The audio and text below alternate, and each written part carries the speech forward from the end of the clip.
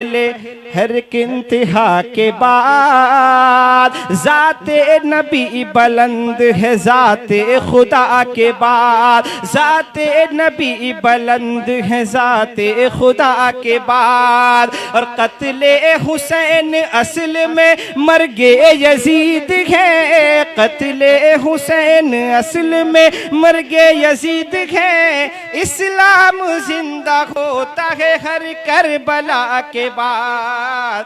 या हुसैन या हुसैन, गोरे हुसैन के है ना काले हुसैन के, गोरे हुसैन के है ना काले हुसैन के, गोरे हुसैन के है ना काले हुसैन के। हर रंग के है चाहने वाले हुसैन के। या हसन या हुसैन, या हसन या हुसैन।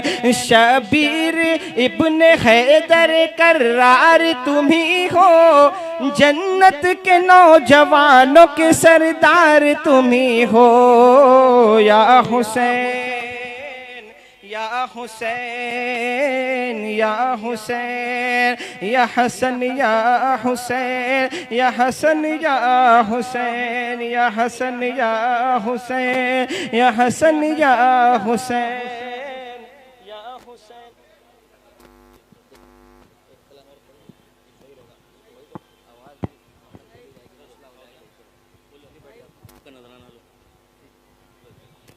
पढ़ लेते आप।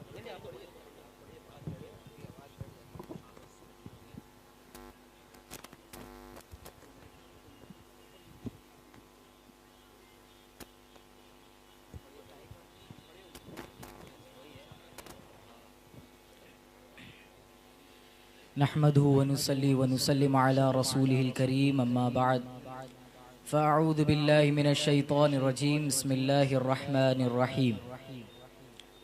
मोहतरम नाज़रीन, बुज़ुर्गों, दोस्तों, अज़ीज़ साथियों, अस्सलामु अलैकुम व रहमतुल्लाहि व बरकातुहू।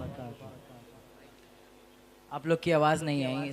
सलाम करना सुन्नत है और उसका जवाब देना वाजिब है, यानी कंपलसरी है। अस्सलामु अलैकुम व रहमतुल्लाहि व बरकातुहू। माशाअल्लाह। आइए, जैसा मैं पढ़ा हूँ मेरे साथ मिलकर पढ़े। सल्लल्लाहु अलैका या रसूल अल्लाह व सल्लम अलैका या हबीब अल्लाह। मिलकर पढ़िए। सल्लल्लाहु अलैका या रसूल अल्लाह व सल्लम अलैका या हबीब अल्लाह। मैं बंदाए आसी, मैं बंदाए आसी हूँ, ख़ताकार हूँ मौला मौला। मैं बंदाए आसी हूँ, ख़ताकार हूँ मौला मौला। लेकिन तेरी रहमत का तलबगार हूँ मौला मौला। मैं बंदाए आसी हूँ, ख़ताकार हूँ मौला मौला। लेकिन तेरी रहमत का तलबगार हूँ मौला मौला। मैं बंदाए आसी हूँ। वाबस्ता है उम्मीद मेरी तेरे करम से, वाबस्ता है उम्मीद मेरी तेरे करम से तेरा हूँ फ़क़त तेरा परस्तार हूँ मौला मौला तेरा हूँ फ़क़त तेरा परस्तार हूँ मौला मौला मैं बंदे आसी हूँ ख़ताकार हूँ मौला मौला मैं बंदे आसी हूँ एक तेरा इशारा हो और आसान हो मंजिल एक तेरा इशारा हो और आसान हो मंजिल एक लहर उठे और मैं उस पार हूँ मौला मौला एक लहर उठे और मैं उस पार हूँ मौला मौला मैं बंदे आसी हूँ ख़ताकार हूँ मौला मौला लेकिन तेरी रहमत का तलबगार हूँ मौला मौला मैं बंदे आसी हूँ फिर तू मेरे ईमान को तवानाई अता कर फिर तू मेरे ईमान को तवानाई अता कर बरसों नहीं सदियों से मैं बीमार हूँ मौला मौला बरसों नहीं सदियों से मैं बीमार हूँ मौला मौला मैं बंदे आसी हूँ ख़ताकार हूँ मौला मौला मैं बंदे आसी हूँ नारे तकबीर नारे रिसालत मसलके आला हजरत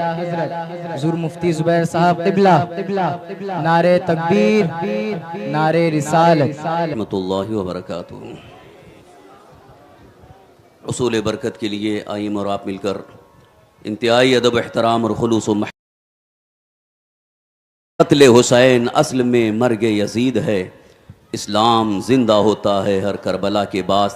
शाह हस्त हुसैन बादशाह हस्त हुसैन दीन हस्त हुसैन दी पनाह हस्त हुसैन सरदाद नदाद दस्त दर दस्त यजीद हक्का के बिनाए ला हुसैन।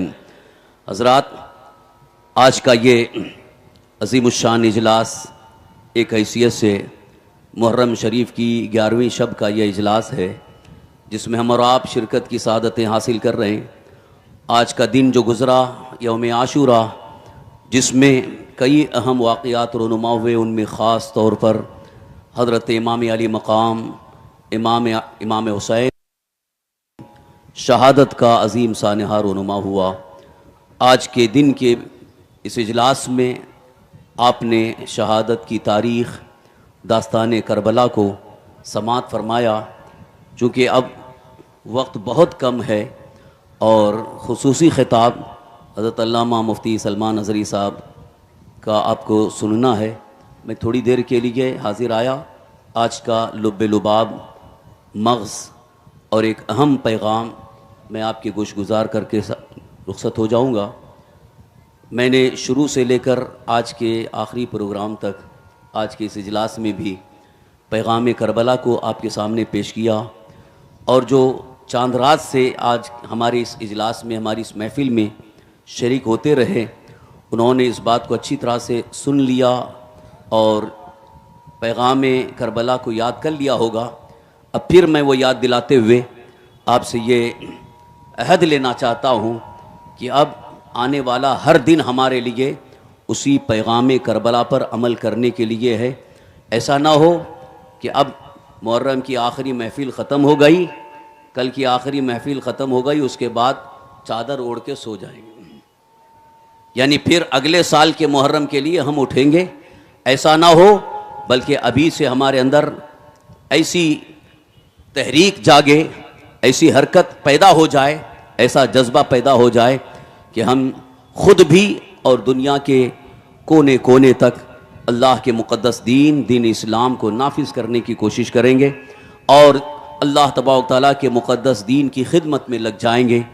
ये आपको मैं बहुत पहले भी बता चुका हूँ और बारहा इस बात को कह चुका हूँ और फिर याद दिला रहा हूँ, जब तक हम अल्लाह के मुक़द्दस दीन की खिदमत में लगे रहेंगे अल्लाह ताला की मदद हमारे साथ रहेगी, क्योंकि अल्लाह तबारक तआला का फरमान है, वादा इलाही भी है, इन तंसुरुल्लाह यंसुरुकुम, अगर तुम अल्लाह के दीन की मदद करोगे अल्लाह तुम्हारी मदद फरमाएगा।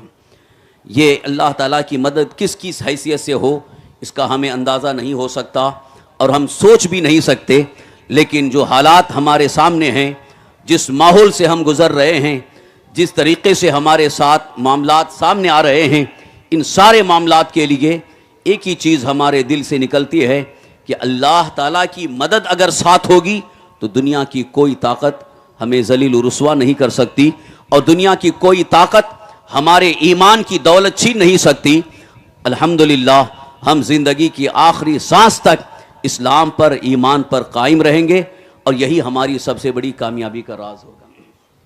हज़रात, कुरान करीम की जिस आय करीमा की तिलावत का मैंने शर्फ हासिल किया, उसी का तर्जुमा और उसकी तफसीर का एक खुलासा अर्ज़ करके पैगाम करबला आपके सामने पेश कर रहा हूँ कि अल्लाह रब्बुल इज़्ज़त का फरमान आलीशान है, या अय्युहल्लज़ीना आमनुस्बिरू व साबिरू, ए ईमान वालो सब्र भी करो और दूसरों को सब्र की तलकीन भी करो, यानी खुद भी सब्र करो और सब्र पर कायम रहो और दूसरों को सब्र की दावत देते रहो, यानी घर वालों को सब्र का सलीका सिखाओ।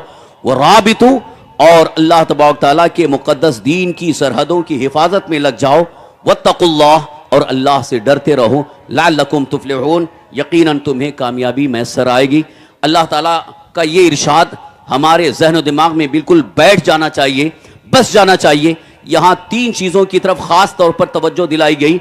एक तो खुद भी सब्र करना और दूसरों को सब्र की दावत देना, तलकीन करना, बताते रहना, और साथ ही साथ अल्लाह ताला के दीन की सरहदों की हिफाजत करना।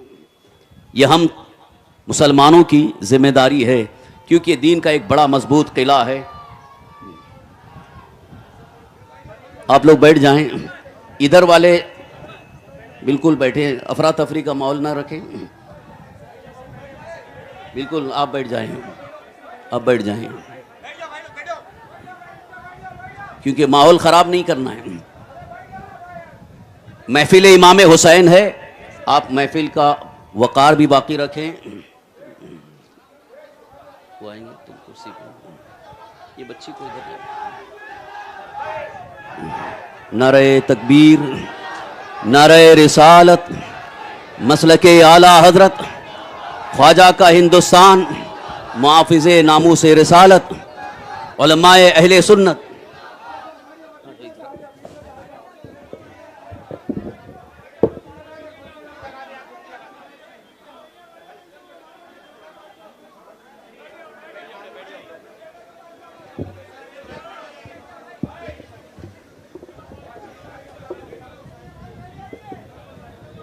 अब हज़रात बैठ जाएं, खामोशी के वहाँ मुजाहरा कीजिए, खामोश रहना सीखिए। डिसिप्लिन यही है कि हमारी महफिलों में अदब, तहजीब और वक़ार बिल्कुल बाकी रखना चाहिए, ताकि इससे आपकी भी इज़्ज़त है और अपनी मिल्लत की भी इज़्ज़त है। लिहाजा महफिल को ख़राब करने की कोशिश न करें, बिल्कुल खामोशी के साथ। जहाँ कहीं नारे की ज़रूरत होगी स्टेज से नारा लगेगा, फिर उसके बाद आप उसका जवाब दे सकते हैं, लेकिन अफरा तफरी का माहौल न करें, माहौल ख़राब करने की कोशिश न करें। आज तक चांद रात से लेकर जो आपको पैगाम दिया गया है, ख़ास तौर पर अहलियाने मदनपुरा के लिए मैं इस बात का एहसास दिलाना चाहता हूं कि तकरीर को, खिताब को सिर्फ और सिर्फ रस्मी तौर पर सुनने का मामला न रखें कि एक रस्म चल रही है, एक परंपरा चली है, एक रिवाज है, ये बस महफिल कायम है, मुकर्रिर तकरीर करते हैं और तकरीर सुन करके चले जाएं। ऐसा ना हो, ज़िंदगी में अब कुछ तब्दीली लाने की कोशिश करें, इनकलाब पैदा करने की कोशिश करें। और हमारी तो कोशिश ये है कि अगर मदनपुरा के हमारे नौजवान अगर सुधर गए तो पूरे मुंबई के नौजवानों के लिए एक बेहतरीन सबक हासिल हो जाएगा और एक नमूना मिल जाएगा। इसलिए कि मदनपुरा वो इलाका है जहां से पूरे मुंबई वाले चांद के ऐलान का इंतज़ार करते रहते हैं, चांद के ऐलान का इंतज़ार करते हैं। यहां से जब ऐलान होता है सब लोग उसी के मुताबिक अपने ईद और रमज़ान शरीफ और दीगर मामलात का एहतमाम करते हैं। लिहाजा इस इलाके को एक बेहतरीन इलाका होना चाहिए। यहाँ के तमाम नौजवानों को ऐसा किरदार पेश करना चाहिए जो सबके लिए एक नमूना बन जाए। लिहाजा आज का जो खिताब होगा वो एक तारीख़ी खिताब होगा। लिहाजा आप उस खिताब को सुन करके अपनी ज़िंदगी में चेंजिंग लाने की कोशिश करें, तब्दीली लाने की कोशिश करें और जिस चीज़ की दावत दी जाए उस दावत को कबूल करके उस पर अमल के लिए हमेशा के लिए तैयार हो जाएं। दरूद शरीफ पढ़ लें। अल्लाहुम्मा सल्लि व सल्लिम अला सय्यिदिना मौलाना मुहम्मदिन मअल जूदी वल करम व अला आलिहि व अस्हाबिहि बारिक व सल्लिम सलातु व सलामन अलैका या रसूल अल्लाह सल्लल्लाहु तआला अलैहि वसल्लम। बस सब्र के बारे में 5 मिनट में कुछ अर्ज़ करूँगा, इसको गौर से सुने। जो कुरान करीम में जो अल्लाह तबारक व तआला का फरमान आली शान है, या अय्युहल्लज़ीना आमनुस्बिरू, ए ईमान वालो सब्र करो। और ये भी अल्लाह ताला का इरशाद 12 आपने सुना, इन्नल्लाह मअस्साबिरीन, बेशक अल्लाह ताला सब्र वालों के साथ है। और ये भी कुरान पाक में अल्लाह ताला ने इरशाद फरमाया, इन्नमा युवफ़्फ़स साबिरून अजरहुम बिगैरि हिसाब, सब्र करने वालों को बेहिसाब अजर दिया जाएगा, बेहिसाब अल्लाह ताला की तरफ से अजर और बदला आता होगा। लिहाजा सब्र को पहचानने की कोशिश करें। एक तो सब्र यह है जो आम तौर पर जिसे हम समझते हैं कि अगर हमारे हाथ से कोई चीज़ चली जाए, छूट जाए, या हमारे पास से कोई चीज़ गायब हो जाए, जैसे चोरी हो जाए, तो हम सब्र कर लेते हैं, या किसी का इंतकाल हो जाए तो सब्र कर लेते हैं। तो एक सब्र का मफहूम तो यह है, लेकिन जो सूफियाए कराम फरमाते हैं, आरिफीन जो बयान फरमाते हैं, वो सब्र यह है, सब्र अला ताअत और सब्र अला मासियत। और उसी सब्र की ख़ास तौर पर तलकीन की गई है बुजुर्गान दीन की बारगाहों में। जो नसीहत पेश की जाती है, जो दर्स दिया जाता है, उसमें उसी सब्र का सलीका सिखाया जाता है। वो सब्र यह है कि अल्लाह ताला के जो अहकाम आपको बताए जाएं या आप मालूम करने की कोशिश करें, और जैसे ही पता चल जाए कि यह अल्लाह का हुक्म है, यह अल्लाह तबारक ताला का फ़र्ज, अल्लाह ताला की ये फ़र्ज इबादत है, तो उस इबादत को अदा करने में और अल्लाह ताला के उस हुक्म पर अमल करने में सब्र करना, यह सब्र अला ताअत है। इसकी एक बेहतरीन मिसाल यह है, जैसे नमाज का वक्त हो गया, अजान हो गई, मस्जिद में जाना है, लेकिन उस वक्त काम आ गया, या आपका दिल कहीं और जाने का इरादा कर रहा है, कोई दूसरी चीज की तरफ आपकी तवज्जो हो रही है, कोई दूसरा काम अहम आ गया है, लेकिन आपने सब्र कर लिया कि मुझे दूसरा काम नहीं करना है, पहले अल्लाह तबारक तआला का एक अजीम फरीजा इबादत अदा करना है, नमाज के लिए मस्जिद में पहुंच गया, तो यह है सब्र अला ताअत। और जो सब्र अला ताअत कर लेता है, अल्लाह ताला उसके दुनिया के तमाम कामों को आसान फरमा देता है। यह सब्र अला ताअत है।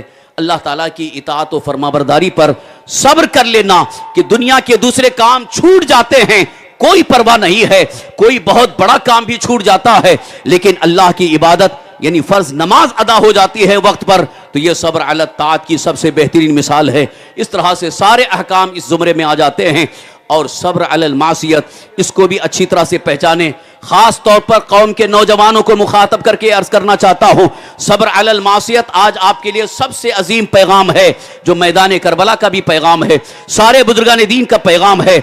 गुनाह सामने है, निगाहों के सामने है, गुनाह पर कुदरत भी है, और अल्लाह की नाफरमानी करने पर पूरी तरह से सारे मामलात आसान हैं। उसके बावजूद भी अगर हमने गुनाह नहीं किया, गुनाह न करने पर सब्र करना, यह सब्र अलल मासियत है। इसी को कहते हैं सब्र अलल मासियत। जैसे कि आप घर से निकले या दुकान में बैठे हुए हैं और अगर सामने कोई गुनाह की चीज है या गैर महरम औरत आ गई, आपका दिल चाह रहा है उसकी तरफ निगाह बढ़ाने का, आपके हाथ में मोबाइल है, गंदी तस्वीरें हैं, दिल चाह रहा है कि उसको देखें, लेकिन आपने सब्र करके उसे नहीं देखा, अपने आंखों की हिफाजत कर ली, तो यह सब्र अलल मासियत है। इस सब्र को जो इख्तियार कर लेता है, यकीनन वल्लाह का महबूब बंदा बन जाता है। इमाम अली मकाम रज़ियल्लाहु तआला ने और उनके आवान व अंसार ने, यहां तक के दुनिया के अंदर जितने भी औलिया इकराम की फहरिस्त हमारे सामने मौजूद है, सब ने हमें यही पैगाम दिया है कि दुनिया ऐसी चीज है कि तुम्हारे सामने बिल्कुल चमक दमक के साथ, बहुत ही ज्यादा खूबसूरती के साथ सामने आती है, लेकिन तुमने अपने निगाहों की हिफाजत कर लिया, अपने दिल की हिफाजत कर लिया और अपने ईमान की हिफाजत कर ली, अपना अमल महफूज कर लिया, गुनाहों से अपने आप को बचा लिया, तो यह सब्र अलल मासियत इतना अजीम अमल है कि बड़ी बड़ी रात की, बहुत सारी रातों के नवाफिल भी काम नहीं आ सकते कि अगर सब्र अलल मासियत कर लिया तो अल्लाह ताला उसे तकवा के बुलंद मंजिल पर फाइज फरमा देता है। बहुत सारे लोग ये सोचते हैं कि सिर्फ मैं रात भर तस्बीह पढ़ लूंगा, रात भर नवाफिल पढ़ लूंगा तो मेरे लिए ये बहुत बड़ा काम होगा या मेरी जिंदगी की बहुत बड़ी इबादत होगी।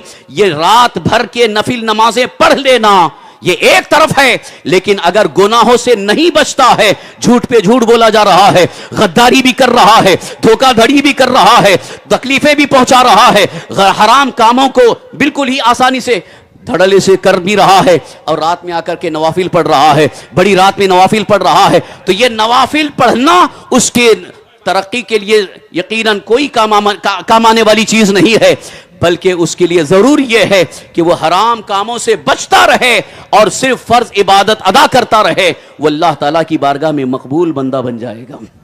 आज जरूरत इस बात की है कि आप खास तौर पर नौजवान, चूंकि नौजवानी की जिंदगी ये बड़ी खतरनाक जिंदगी होती है, बड़ा अजीम इम्तिहान होता है, आज के हालात के पेश नजर आपने सब्र कर लिया, गुनाहों से अपने आप को बचा लिया, तो यकीनन अल्लाह तबारक तआला ऐसा मकाम अता फरमाएगा, ऐसी इज्जत अता फरमाएगा कि दुनिया की सारी कौमें तुम्हें झुक करके सलाम करेंगी। आज जरूरत इस बात की है, इसी पर अमल करने की आप कोशिश करें। अल्लाह तबारक तआला का यही फरमान आली शान, या अय्युहल्लज़ीना आमनुस्बिरु वस्साबिरु, ए ईमान वालो सब्र भी करो और दूसरों को सब्र की तलकीन भी करो, सब्र पर कायम रहो, सब्र पर इस्तकामत का मुजाहरा करो और अल्लाह ताला के दीन की खिदमत करते रहो, दीन की सरहदों की हिफाजत करते रहो, वत्तकुल्लाह, और अल्लाह से डरते रहो। अल्लाह तबारक तआला यकीनन तुम्हें कामयाबी अता फरमाएगा। अल्लाह रब्बुल इज़्ज़त की बारगाह में दुआ है, अल्लाह रब्बुल इज़्ज़त हम सबको सरकार इमाम अली मकाम इमाम हुसैन रज़ियल्लाहु तआला की ज़िंदगी और आपकी सीरत पर अमल की तौफीक अता फरमाए, अहले बैत रसूल सल्लल्लाहु अलैहि वसल्लम की सच्ची मोहब्बत अता फरमाए और सरकार दो आलम सल्लल्लाहु अलैहि वसल्लम की सच्ची मोहब्बत में इताअत रसूल के साथ ज़िंदगी गुजारने की तौफीक अता फरमाए।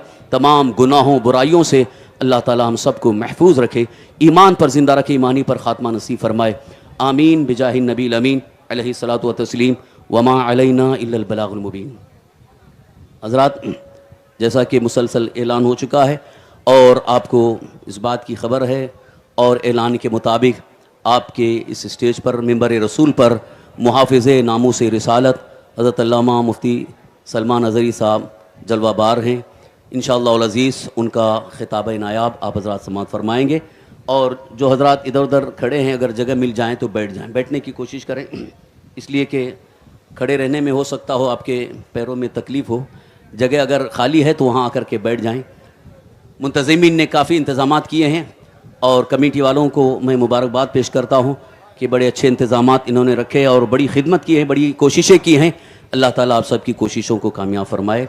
आमीन बिजाहि नबील अमीन।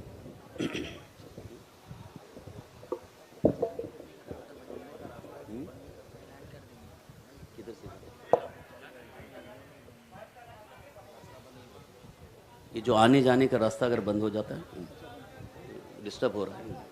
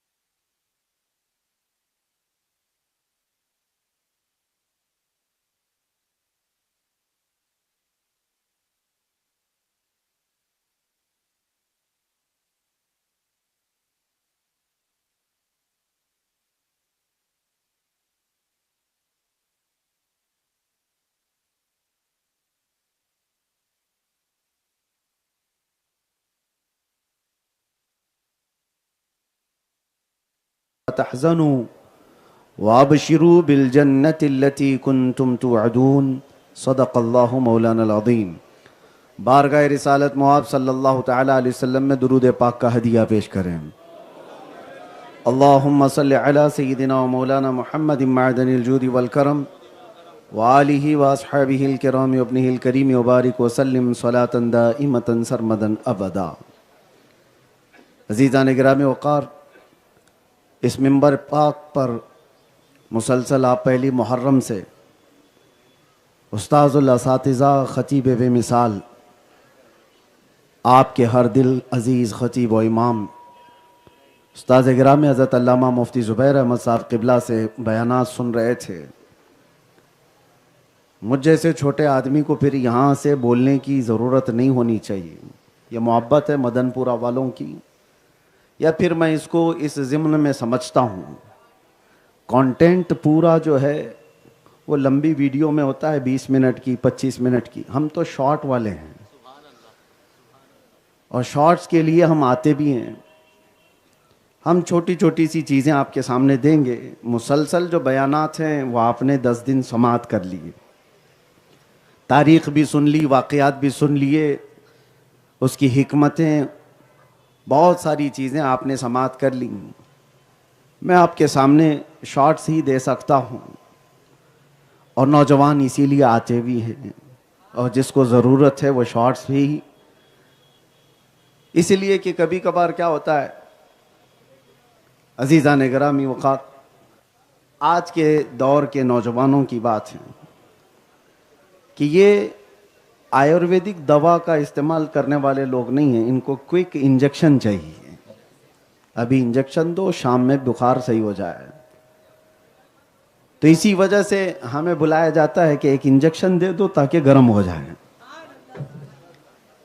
मैं आपके सामने सिर्फ ये बात रखना चाहता हूँ, क्या ये करबला के मैदान में वाक़यात सुनाने और दास्तानें सुनाने या रोने धोने के लिए है करबला? हम रुलाने के लिए या रोने के लिए करबला की दास्तानें नहीं अर्ज करते। हमारा मिशन तो यह है कि करबला सुनाएं, 80 साल का बूढ़ा भी हो तो 25 साल का जवान हो जाए, उसके अंदर जवां मर्दी आ जाए, बुज़दिली ख़त्म हो जाए। बाकी मौला इमाम हुसैन को सुन करके भी अगर कोई बुज़दिल रहा तो उसने करबला सुना ही नहीं, और फिर ऐसे बुज़दिल को करबला सुनने का हक भी नहीं।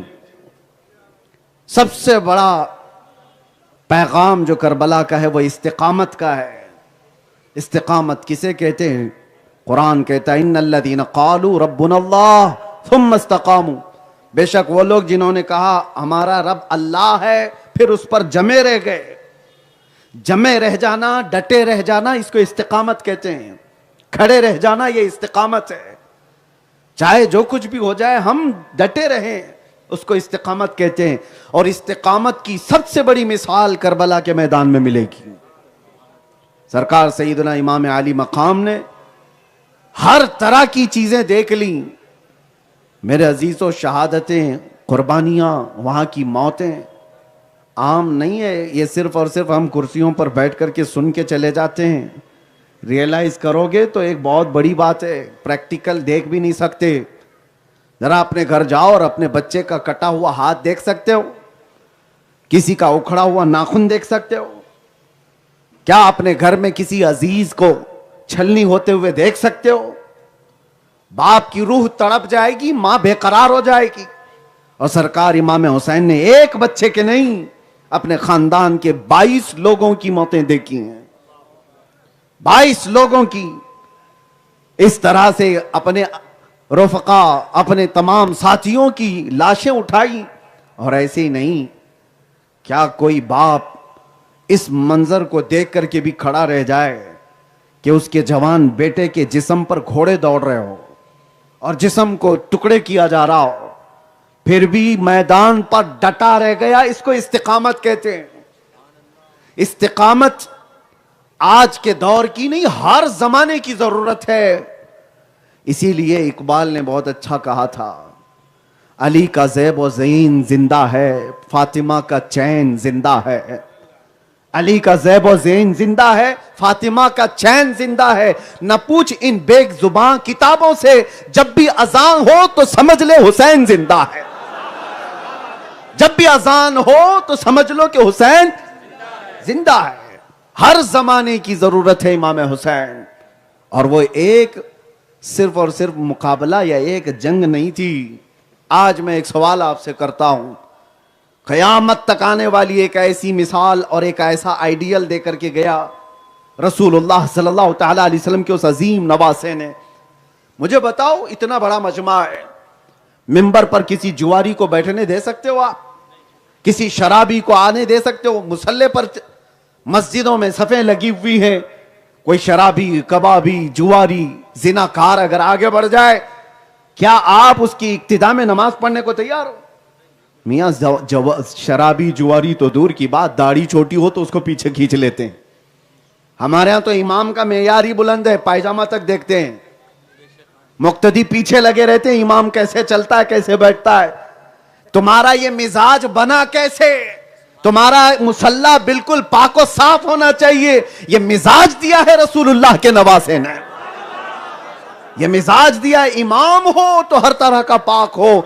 अगर इमाम हुसैन यजीद के हाथ में हाथ दे देते तो कयामत तक के लोगों के लिए एक मिसाल बन जाती कि इमाम हुसैन जब फासिक व फाजिर को अमीरुल मोमिनीन मान सकते हैं तो हम अपनी मस्जिदों का इमाम किसी शराबी को क्यों नहीं बना सकते? दलील बन जाती। तो सिर्फ करबला एक दिन का वाकया नहीं था, यह कयामत तक के लिए दलील था, कयामत तक आने वाले मुसलमानों के लिए एक मिसाल था। हमारे अकीदों की, हमारे आमाल की हिफाजत की है रसूलुल्लाह के नवासे ने। आज भी जो हमारी रिवायात जिंदा हैं, यह हुसैन आजम का सदका है। हमारे दीन को जिन रिवायात ने जिंदा रखा है वो मौला इमाम हुसैन का सदका है। डर करके, सहम करके जीने वालों के लिए भी एक बात मैं कहूंगा, करबला सुनते हो हर साल, फिर डर कैसे, खौफ कैसे? तुम अगर हुसैनी हो तो यजीदियों से कभी ना डरो। एक बात हमेशा याद रखना, कुछ बातें मैं बताऊंगा तो लोगों को बहुत जल्दी क्लिक हो जाएंगी मैं क्या कह रहा हूं। यजीद का जैसा ही दौर आया, खलीफा बनने का उसने ऐलान किया, तो जानते क्या किया? गवर्नमेंट जब काबू में आई तो सबसे पहले उसने जितने बड़े बड़े लोग हैं सबको जबरदस्ती उठवाया, धमकियां दी, मेरी हुकूमत को मान लो या तो फिर अंदर कर दिया जाएगा, गिरफ्तार किया जाएगा, कैद किया जाएगा या मारा जाएगा। कुछ लोगों को जो जमीर फरोश हैं उनको पैसों से खरीद लिया गया। तो समझ में आ रही है बात? जब भी कोई जालिम तख्त पर बैठे तो जो असर और रसूख वाले हैं उनको या तो खरीदा जाएगा या अगर बिकते नहीं हैं तो जेल डाला जाएगा, और जेल में भी अगर इनका कुछ सौदा नहीं हुआ तो फिर मौत के घाट उतार दिया जाएगा। तो आज तो तुम देख रहे हो, ये तो 1400 साल पहले रखी हुई नींव है। आज ये सब खरीदो फरोख्त जो हो रही है वो यजीदी औलाद की है, वो उसका मिशन है। और जो बिक गया बिक गया। लेकिन यजीद ने यह सोचा था कि तख्त मेरे हाथ में आया है, अच्छे अच्छों को मैंने अपना हमनवा बना लिया। मुल्क शाम में, कूफा में, बसरा में, इराक में, मिस्र में, हत्ता के हिजाज में अपने हमनवा बना लिया। सबको अपना उसने बना लिया जिस जिस तरह से। और एक काम किया गया था, आप जहन हाजिर रखना और आपको सब समझ में आएगा। यजीद ने चंद लोगों को पाला हुआ था, वो जाते थे हुकूमत का नैरेटिव बनाते थे, यजीद की अच्छाइयां बयान करते थे और सब से कहते थे यजीद जैसा ताकतवर सिपहसालार कोई है नहीं, उसको मान लेने में सबकी भलाई है, इस्लाम की ताकत है, हुकूमत मजबूत होगी। आज भी पाले हुए लोग होंगे, आपको समझ में आ रही होगी बात। यजीद उस वक्त कुछ लोगों को मोहल्लों में छोड़ रखा था, जाओ सबके सामने हमारी एक अच्छी इमेज बनाकर बताना, अच्छी अच्छी बातें हमारी सुनाना लोगों को। एक झूठ को 100 बार बोल बोल करके लोगों के दिमाग में डाला जा रहा था कि यजीदी अमीरुल मोमिनीन है।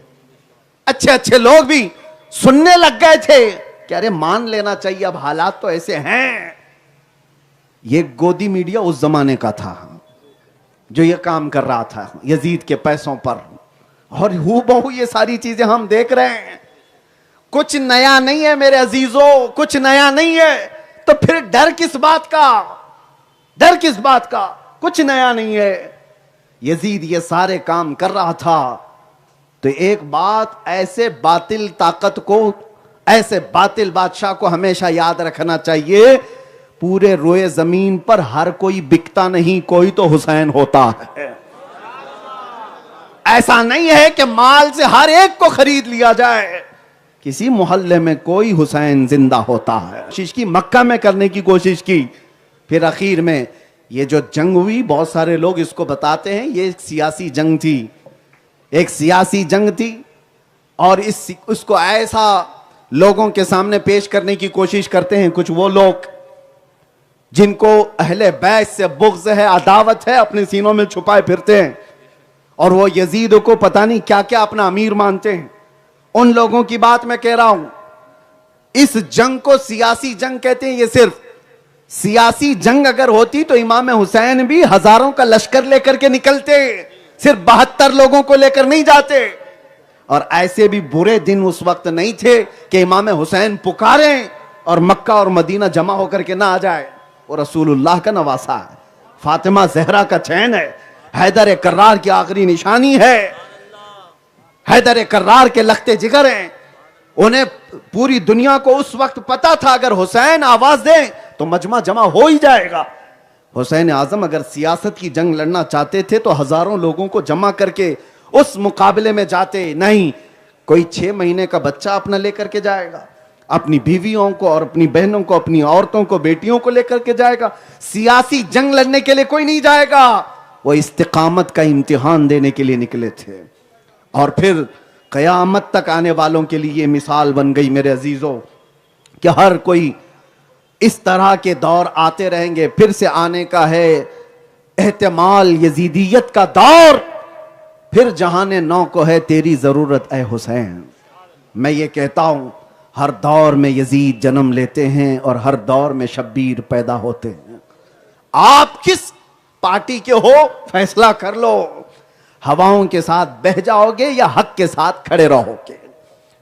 बातिल के तूफान बहुत तेज आते हैं और कितने लोगों का जमीर बिक जाता है, ईमान का सौदा हो जाता है। ये वो तूफानों के दौर में हम जी रहे हैं। हम तो देखे हैं बहुत सारे हालात, कितने ऐसे हालात हमने देखे हैं। पगड़ियां पहनने वाले, जुब्बा पहनने वाले पीराने इज़ाम भी उनके चुगे में बैठे हुए नजर आए हमें। हमने देखा है कौम की मुखबिरी करने वाले जो यहां पर अच्छे चेहरों के साथ मौजूद रहते हैं, लेकिन ये गद्दाराने जमाअत किसके साथ हैं? वो यानी वो सिर्फ और सिर्फ ताकत और कुव्वत के साथ हैं। आज ताकत इनके पास है तो हम इनकी बोली बोलेंगे, इनको हक से कोई सरोकार नहीं। मैं अपने बच्चों से और जवानों से एक बात कहता हूं, इतना न गिरो कि तुम्हारा जमीर मुर्दा हो जाए, तुम्हारे अंदर का ईमान खत्म हो जाए। हमेशा एक बात तो याद रखो, तुम जिस दीन पर कायम हो, ये रसूलुल्लाह का इस रुए जमीन पर सच्चा दीन है, और इससे बेहतर दीन तुम बताओ मुझे। अगर तुम इससे वाबस्ता हो तो इसके साथ खिलवाड़ ना करो, अपने जमीर का सौदा नहीं। मुझे हैरत इस बात की हुई, मैं 3 बार अब बयान कर चुका, दर्द होता है तो बयान करते हैं। 2 भाइयों में झगड़ा हुआ जमीन को लेकर के, यूपी का एक वाकया मुझे बताया गया कल ही। जमीन का झगड़ा हुआ, छोटे भाई के हक में जमीन आई, बड़े भाई ने करीबी लीडर को जा करके, जो जालिम किस्म का है, उससे कहा मेरे ख्वाब में सपने में आया था कि वहां एक मंदिर था।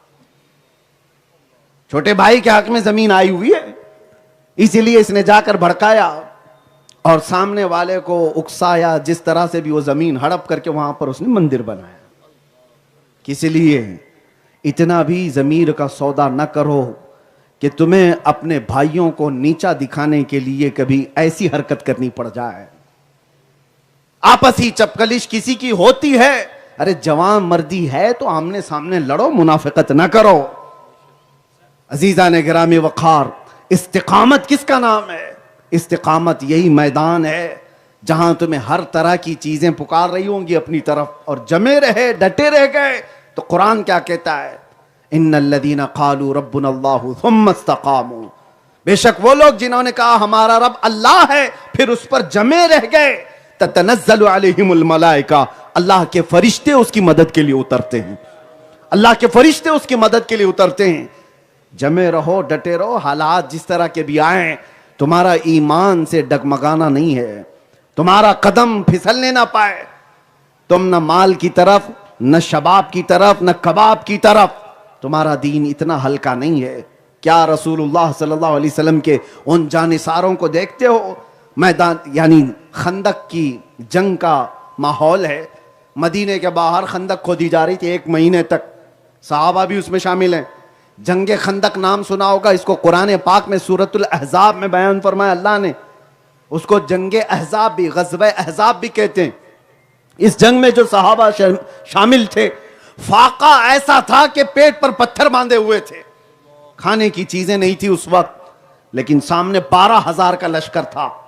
ये जंगे खंदक की बात कर रहा हूं, 12,000 का लश्कर। उनके यहां गोश्त भुने जा रहे थे, मजे के सालन पकाए जा रहे थे, वहां से खुशबुएं आती थी, और इधर भूखे सहाबा थे, दिन भर एक खजूर की घुटली पर सबर करके बैठे हुए।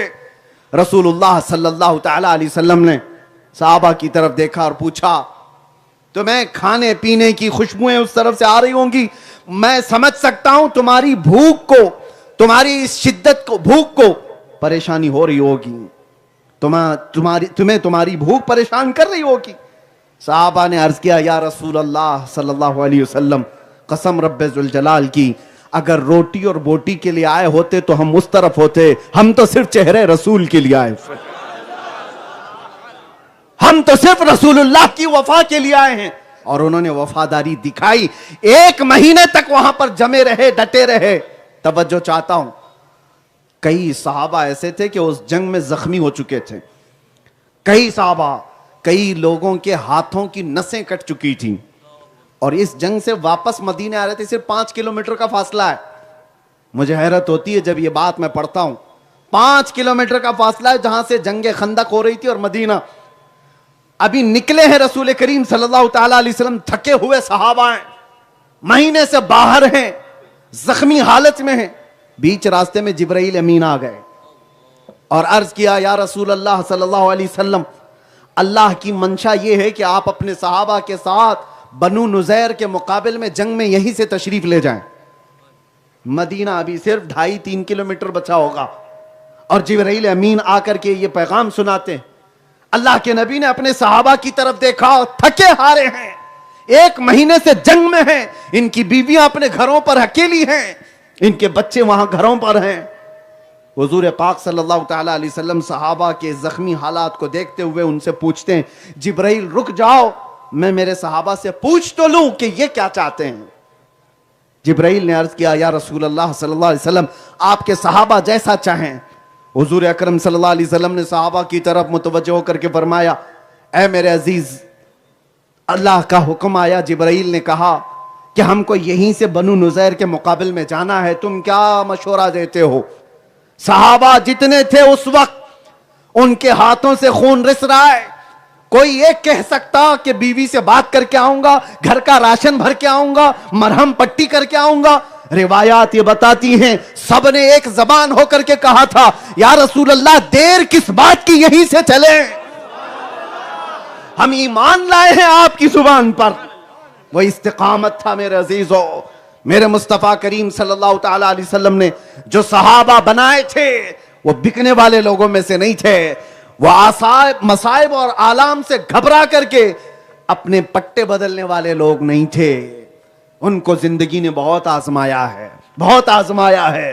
यहां पर थोड़ी सी मुसीबत क्या आ गई कि शाम में ये पार्टी बदल लेगा। हाँ, सुबह कहीं और, नाश्ते में कहीं और था और लंच में कहीं और है, और फिर पता चला डिनर में किसी और के साथ बैठा है। सब पट्टे बदले हुए हैं। ये क्या जमीर है, क्या ईमान है? ईमान हो तो ऐसा कि मौला इमाम हुसैन रदी अल्लाह तआला अन्हु ने करबला के मैदान में जो आखिरी खुतबा दिया था, अपने खानदान वालों से और अपने रुफका से कहा भी था कि यजीद का जो मामला है वो मुझसे है, तुमसे नहीं है। उसको जो दिक्कत है वो मुझसे है, और ये कूफियों को जो भेजा है मेरे मुकाबिल में भेजा, तुमसे उसको कोई सरोकार नहीं। मैं खुली इजाजत देता हूं, तुम सबके सब मदीने वापस लौट जाओ या मक्का वापस लौट जाओ। हुसैनी कौन होता है? हुसैनी कौन होता है? कान खोल करके सुनो। मौला हुसैन के इस पैगाम के बाद सब तो ये कह सकते थे मेरा क्या लेना देना है इनसे, खामखा मैं क्यों जंग में फंसूं। जो आज कहा जाता है, अरे हमारे बगल में बैठे हुए किसी को भी डर लगता है इनके साथ फोटो आ जाएगी तो मैं भी केस में शामिल हो जाऊंगा, नंबर मेरा भी लग जाएगा।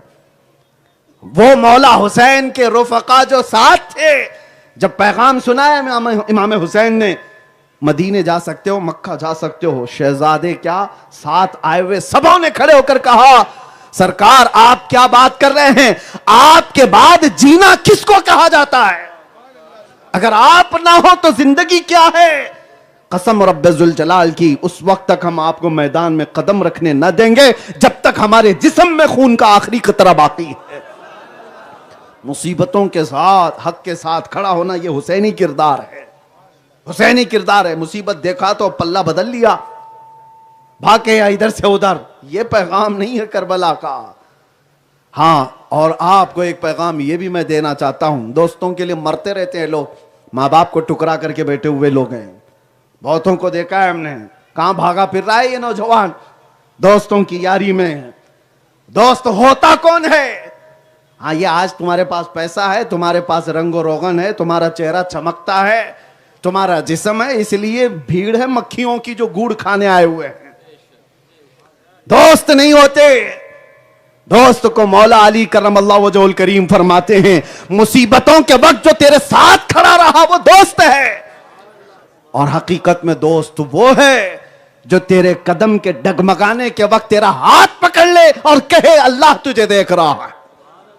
ये नहीं कि चल मौज मस्ती करेंगे, मैं भी साथ हूं तू भी साथ है, और इधर पैसे उड़ गए तो कहा जा भाई तेरे साथ तो अब बनती नहीं है मेरी। हाँ, बहुतों की दोस्तियां इसी तरह है। तुम्हें होश उस वक्त आएगा जब तुम्हारा लुट जाएगा। होश उस वक्त आएगा जो दोस्त बनाए तुमने, जिस दिन तुम्हारा जनाजा जाएगा कब्रिस्तान में, और रख करके जो लोग मट्टी डालकर जा रहे होंगे, 1 घंटा भी कोई दोस्त बैठने को तैयार नहीं होगा।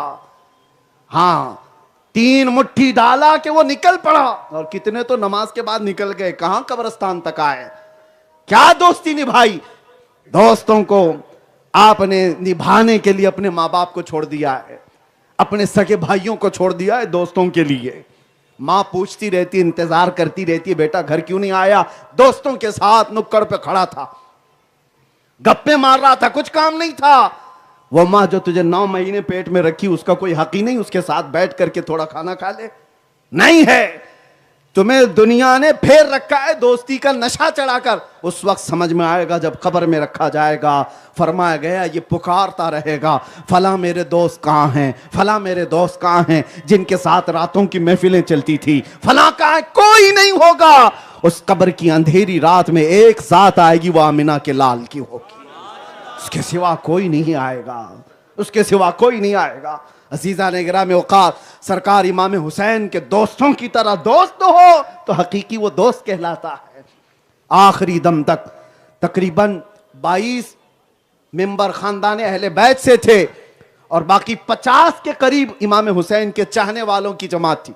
जो 72 की तादाद है, 50 या 60 लोग ऐसे थे जो खानदान के नहीं थे लेकिन इमाम हुसैन के मुहिब्बीन में से थे, चाहने वालों में से थे। लेकिन उन सब की शहादत हुई और तारीख ये बताती है जब तक वो 50-60 लोग जिंदा थे, खानदाने अहले बैत के एक शहजादे को भी जंग में उतरने नहीं दिया। उन्होंने उतरने नहीं दिया।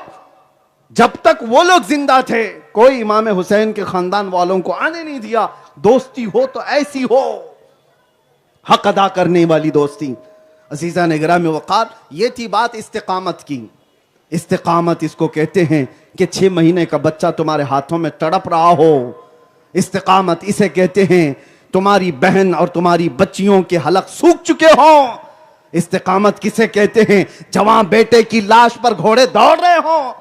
इस्तिकामत किसे कहते हैं, सगे भाई के बाजू काट दिए गए हों। ये सब देख करके आदमी तो पागल हो जाए। हमने तो जेलों में देखा कितने तो दिमाग से पैदल हो जाते हैं, उनका संतुलन बिगड़ जाता है।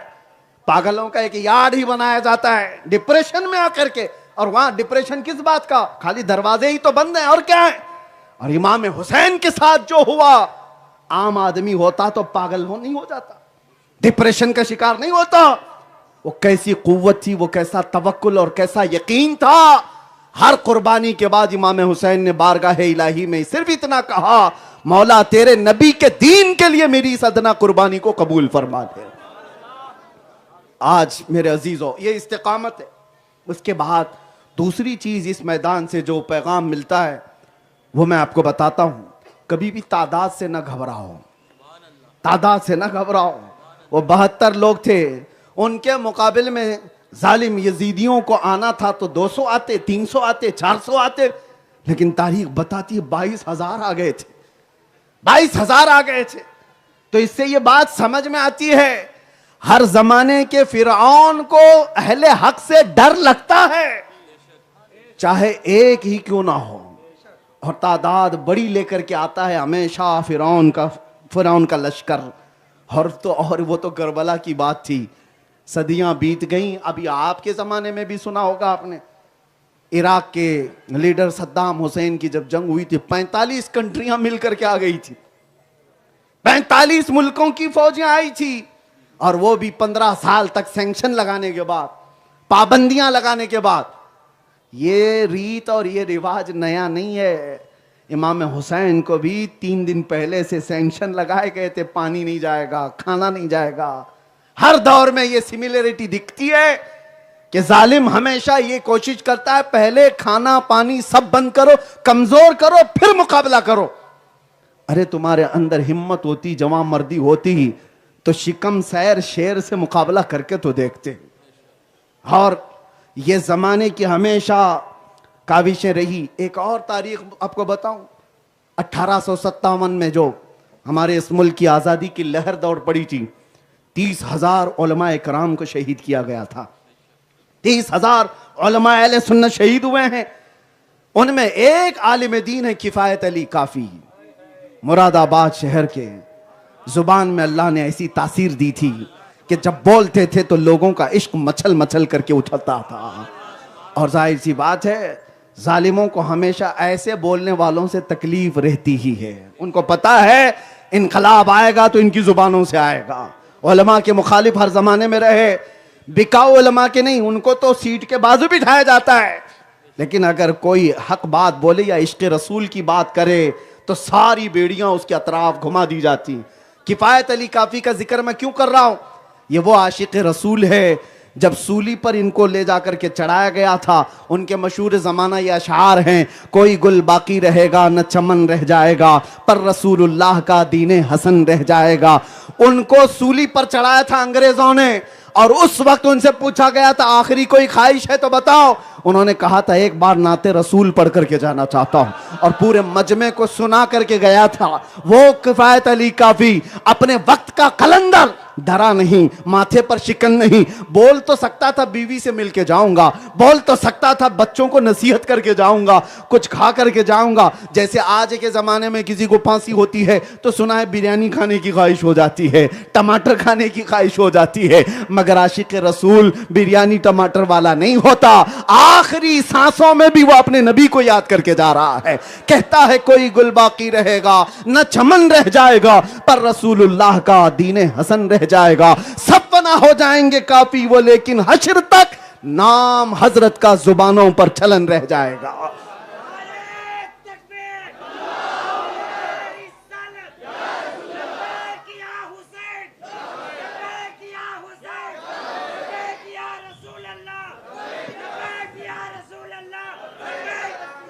तवज्जो मेरे अजीजों, किफायत अली काफी रहमतुल्लाह ताला अलैह के मुतालिक क्यों? सिर्फ इसलिए कि वो हक बात कहने वाले हैं। हक बात कहने वाले एक आलिम दीन को सूली पर चढ़ाया गया था तो 3000 लोग गिरफ्तार करने आए थे। 3000 लोग गिरफ्तार करने आए। मेरे अजीजों, हर जमाने में यजीद के इस तादाद को आप तवज्जो दें। अब मैं खत्म करने ही वाला हूं, क्योंकि मैं शुरू में ही कहा था हम शॉर्ट्स वाले हैं। कंटेंट्स आपने 10 दिन आपने समाअत कर लिया। खतीब बेमिसाल हज़रतुल अल्लामा मुफ्ती ज़ुबैर अहमद साहब क़िबला से आपने पूरे 10 दिन के बयानात सुन लिए। हम तो मुख्तसर आपके सामने पैगाम देने आए हैं। सरकार इमाम हुसैन रदी अल्लाह ताला अन्हु की शहादत एक इस्तिकामत है, और उसके अलावा सब्र और रजा का ऐसा पैकर, तादाद का कोई मुआजना नहीं है, कोई मुआजना नहीं दोनों फौजों में, लेकिन फिर भी जमे रहना और डटे रहना। तीसरी बात, ऐ नौजवानों, जवानी अल्लाह तबारक व तआला तुम्हें नशा के अड्डों पर गुजारने के लिए नहीं दिया है। करबला के मैदान में अपनी जानें देने वाले जो जवान थे उसमें मौला अली अकबर हैं, इमाम कासिम हैं। कभी आपने उनकी उम्रें सुनी है? इमाम कासिम की उम्र 19 साल की थी, हजरत अली अकबर की उम्र 22 साल की थी। ये 22 साल के जवान, 19 साल के जवान करबला के मैदान में आए, जिनको खुद उनके बाप सवार करके भेज रहे हैं। कभी आपने सोचा हमारी 19 साल जवानी कहां गुजरी थी, हमारी 22 साल जवानी कहां गुजरी थी? आज मुंबई के इलाकों में नौजवानों के इन हालात को देखता हूं तो दिल पर छुरियां चलती हैं। क्या नशे के अड्डों पर तुम्हें बैठने के लिए पैदा किया गया था? क्या नशा बेचने के लिए या नशा को प्रमोट करने के लिए तुम्हें पैदा किया गया था? हमारे मोहल्लों में ये सारी चीजें कैसे आई? अजीजा ने गिरामी वक़ार, उन नौजवानों को देखो और याद करो, कल क़यामत के दिन जवानाने हुसैन का अगर मुकाबला हो, तुम्हारे सामने आना हो, क्या जवाब दोगे? क्या जवाब दोगे? वो 19 साल की जवानी में अपने बाप के साथ दीन बचाने के लिए करबला पहुंचे हुए थे, और तुम 19 साल और 22 साल की जवानी में पबजी खेलते हुए रात गुजार रहे हो। तुम्हारे हालात ये हैं कि इंटरनेट में फंसे हुए हो। बगैर किसी काम के जो जिंदगी है वो बेकार है, धरती का बोझ है। मौत उसकी जिसका जमाना करे अफसोस, मौत उसकी जिसका करे जमाना अफसोस। यूं तो यहां आए हैं सभी मरने के लिए, यूं तो यहां आए हैं सभी मरने के लिए। जब तुम्हारा लाशा जाए तो दुनिया को गम हो कि काम का बंदा चला गया। ऐसा ना हो कि दुनिया ये कहने पर लग जाए अच्छा हुआ कचरा चला गया। ऐसा ना हो तो जवानी तुम्हारी काम की हो, बामकसद हो। करबला के इस मैदान का एक पैगाम जवानों के लिए। तीसरी बात, मुझे 4 ही चीजें अर्ज करनी थी। एक इस्तिकामत, एक तादाद से ना घबराना, दूसरे जवानों का अपना किरदार, तीसरे और चौथे औरतों के लिए पैगाम करबला के मैदान से। आखिरी वक्त था इमाम हुसैन का, जब जा रहे थे घोड़े पर तो बीबी सकीना आकर के घोड़े को पकड़ लेती हैं। 9 साल की थी, घोड़ा आगे बढ़ नहीं रहा था। उतर करके मौला हुसैन ने देखा तो सकीना खड़ी हैं, तो बीबी सकीना को उठाया और कहा सरकार सैयदुल इमाम हुसैन ने कि सकीना, तुम खानदान नबुव्वत की बच्ची हो, तुम अहले बैत से हो।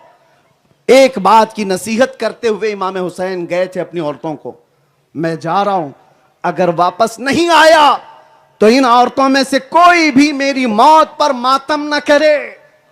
सीना ना पीटे, चेहरा ना खोले, बाल ना बिखेरे, इसलिए कि रसूलुल्लाह ने इन तमाम चीजों को जिहालत के काम फरमाए हैं, जमाने जाहिलियत के काम है। रोना पीटना, धोना, बेपर्दा होना। और तारीख ये बताती है कि इमाम हुसैन की शहादत हुई, उसके बाद भी रसूलुल्लाह के घर वालों की बीवियों का पर्दा सलामत रहा, उस मैदान में भी सबका पर्दा सलामत रहा। और आओ अपने शादियों के महलों में देखो इनके पर्दे कहां चले गए, इस्लाम कहां चला गया। जवान तो बाहर नारे लगा रहा है, इस्लाम जिंदाबाद, इस्लाम जिंदाबाद। तुम्हारी बीवियों पर क्या हो गया? इस्लाम जिंदाबाद नहीं। बेटियों पर इस्लाम जिंदाबाद नहीं। इनके पर्दे कहां चले गए? अक्सर आज बेपर्दगी इतनी आम हो गई। मेरे आका की हदीस सुना करके जाता हूं। हुजूर पाक सल्लल्लाहु अलैहि वसल्लम ने फरमाया, 3 चीजें जब देख लो तुम इस दुनिया में, उलमा बेअमानत हो जाएं, उलमा की दयानतदारी खत्म हो जाए, मालदारों के अंदर से सखावत खत्म हो जाए, तीसरे नंबर पर औरतों की हया खत्म हो जाए, तो समझ लो कि इस रुए जमीन पर से खैर उठा लिया गया। और फिर फरमाया, इस जमीन पर ऊपर रहने से बेहतर है जमीन के अंदर चले जाना। मेरा यह आखिरी पैगाम था मेरे अजीजों, अपनी औरतों को, अपनी बच्चों को, अपनी बच्चियों को बचपन से पर्दे का एहतमाम करो। अगर हुसैनी हो तो पर्दे का एहतमाम। बच्चियां तुम्हारी आवारा ना हो, बच्चियां तुम्हारी लोगों को दिखावे के लिए नहीं है, बच्चियां ये अमानत है शरीयत मुस्तफ़ा की। ये सारे पैगामात इमाम हुसैन के करबला के मैदान से निकले। मैं समझता हूं कि हुसैनी होगा तो इस बात को समझेगा। आखिर में मैं इन अशआर में इस पूरे वाक़े को सुनाता हूं। कल मैं तौहीद है तेरी शहादत ए हुसैन, तू ना होता तो न रह जाती सदाकत ए हुसैन। मिल्लत इस्लाम को मिलता है एक दरसे हयात, क्यों ना हम मनाएं तेरा योम शहादत ए हुसैन। तेरी कुर्बानी ने कर दिया इस्लाम को जिंदा, वो रहेगा ताअबद तेरी बदौलत ए हुसैन। फिर से आने का है एहतिमाल, यजीदियत का दौर फिर से जहाने नौ को है तेरी जरूरत ए हुसैन। मेरे आमाल चाहे कुछ भी हो, अकीदा है मेरा, मेरे आमाल कुछ भी हो, अकीदा है मेरा, बख्शवाएगी मुझे तेरी मोहब्बत ए हुसैन। कत्ले हुसैन असल में मर्गे यजीद है, इस्लाम जिंदा होता है हर करबला के बाद। लब्बैक या रसूल अल्लाह, लब्बैक या रसूल अल्लाह, लब्बैक या रसूल अल्लाह। रास्ता दे दें, हजरत को जाने दें।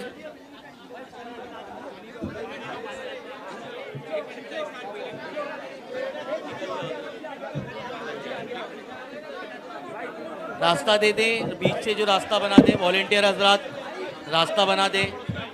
या नबी सलाम अलैका, या रसूल सलाम अलैका, या हबीब सलाम अलैका, सलवातुल्लाह अलैका। रास्ता बनाए वॉलेंटियर हजरात, रास्ता बनाए। चलो चलो, आराम से।